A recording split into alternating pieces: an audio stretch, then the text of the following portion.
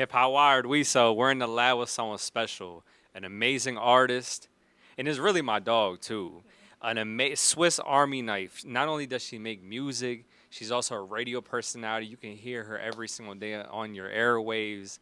Bonnie Banks. Yes. Hey guys.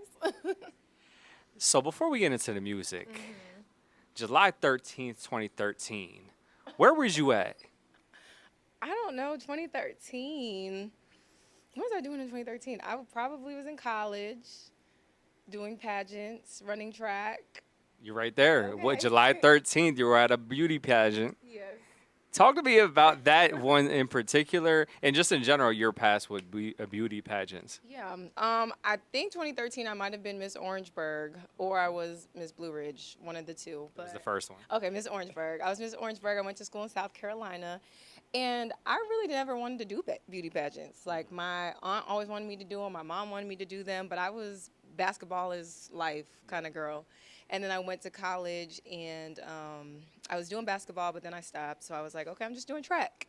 And then you could get scholarship doing pageants. And it really just opened my eyes to who I really wanted to be. That's what kind of opened broadcasting. I learned how to speak. I learned how to create thoughts around politics and be able to talk to anybody. Community service, human trafficking was my platform, so I was doing a lot with human trafficking at the time. And I'm just To like prevent human trafficking, right? yeah, yeah, And no, I just be I wasn't specific. selling the girls. Okay, all right, just checking, just checking, just checking. No, I wasn't selling. I was definitely preventing human trafficking, but helping girls get out of that. And, it was just a moment that I really was becoming a woman. I could say that. So this is why it's so fun to interview someone that actually does interviews, Yeah. because your transition game is phenomenal. You said that this is what helped mold you into the creative that you are, from beauty pageants to sports and all that. You being on stage a lot, you got to work on your balance and everything. How would you, on a scale of 1 to 10, how much would you say your balance is good? Oh, I would say that it's probably a 10. I mean, I've never fallen on stage. Yeah, that was gonna Um, be my next oh, question too. no, I've never fallen on stage, and like even in pageants, I feel like I had probably the best walk. I won Miss Swimsuit in the next year, so that's 2014, and I was in I don't know how tall those heels were, at least 5 inches, maybe taller. I want them to know the Bonnie Banks that I know, right? So your balance on stage is 10, but when you're at the sweat house cold plunge, did you slip? Is that true? What? Okay, so first of all, they didn't have no rails, so like. That's not an excuse though. Did you slip when you were doing a cold plunge? Okay, there's a shower in there, and so yes, I was like having a whole conversation with my friend, and then I don't know, the floors were just so slippery that I was like trying to like grab onto something. There was nothing to grab onto, and I hurt my whole shin. So yeah, thanks for that one, Mariah. Oh gosh. Eye contact. Eye contact. Congratulations on the song. How has the response been? Oh, it's been amazing. It's this song is very interesting because I rebranded. So this is my first song under Bonnie Banks, and it has done numbers organically more than my other songs that I've released a billion times, or even put money behind or ads behind. Like people are shazamming it like crazy. It's playing in other countries. Other blogs have talked about it. So it's had a natural response, and I think that because people can resonate with the sound, it really is like moving in such a great trajectory, and hopefully we can get Ti on it, but we're working on it. And on top of that, this is why, again, your transition game is so good. We're going to get back to eye contact, but I do want to talk about your contributions to T.I.'s album. Yes. Congratulations on that. This is why every single time I see you and all my coworkers in advance, we just say congratulations to each other because we're winning so much. Talk to me about your contributions to T.I.'s album. So I'm on the Pistol on Dance Floor, and I'm on Trauma Bond. So those are both of my voices. They're Billboard charting. I believe it hit 9 or 10.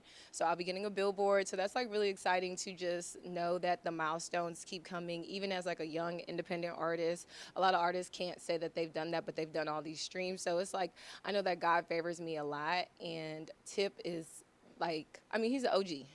And just to know that in the back of his head, he kept me in mind to be like, oh, okay, let's bring her in to do this part or do this part is just amazing. Because at one point, he wanted me to produce his podcast. And I was like, I don't want to do production anymore. Like, I do that every day. I'm really trying to move my music. And it was just nice to get a text message like, hey, pull up to the studio. I got something. Eye contact, phone number, Uh-huh. FaceTime, link up, Yeah. late night. Yes. Whoa. I got it in order. Yes, that's the order. Yeah. Why were people having such a hard time figuring that out? Because at first, I before I figured it out, I was saying Yeah. Monday, Tuesday, Wednesday, Thursday, Friday, Saturday, Mhm. Sunday. Yeah. I don't know. I think I might be singing kind of fast. And then they weren't expecting somebody to really come up with something different other than Monday, Tuesday, Wednesday, Thursday. But I thought about it of like, what date have I gone on with the guy? And really, I just met them and we had such a great date that we kept going, kept going, kept going. And it was like all day we were together. Like that has happened to me off of just one eye contact. So that's kind of where I came from with that one. You know you're my dog, Bon. So I want the people to know on the dating side, Yeah. do you see yourself dating in the industry or do you not like doing that? Have you done it? Are you open to it? Yeah. I've definitely done it. I'm open to it. Honestly, like dating in the industry just makes more sense to me because like people understand. You know, I've dated outside of the industry and they're like, "Oh, you be outside or you're doing this or you're in people's faces." Like, "No, I'm a host. I have to be outside. I have to be happy with everybody." And just because I'm talking to a guy does not mean I'm flirting. Like being nice is okay, y'all. Like be nice to black men specifically. But I think it just makes sense. They understand why you have to navigate the way that you do, and it helps. It just helps to have somebody that really understands where you're at, what you're trying to do, where you want to go, and then if they have their own motion and you have your own motion, like coming together and making that happen to me is easier than trying to do it by yourself. There was a time in your radio personality career that you were across the street, no pun, and now you're with Ryan Cameron Censored on Magic 107.5, 97.5, The Real Sound of Atlanta. Yeah. How was that transition going from one side of the street to now Magic? It was different because it's so different. They have their own stardoms.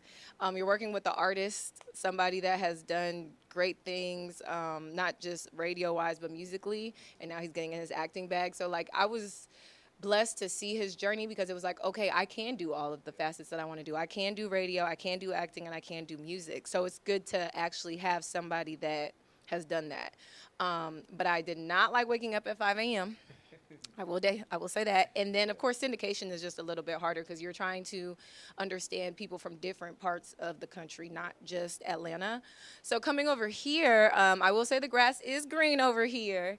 I like being with Ryan because he has knowledge. He's an OG in radio. I've learned so much about just radio people and what my personality is on the radio and how impactful that is in Atlanta. Like, I'll go places, people might not know what I look like, but as soon as they hear my voice, they know exactly who I am. Like, I've gotten a drink and somebody was retelling me what I just said on the radio an hour ago.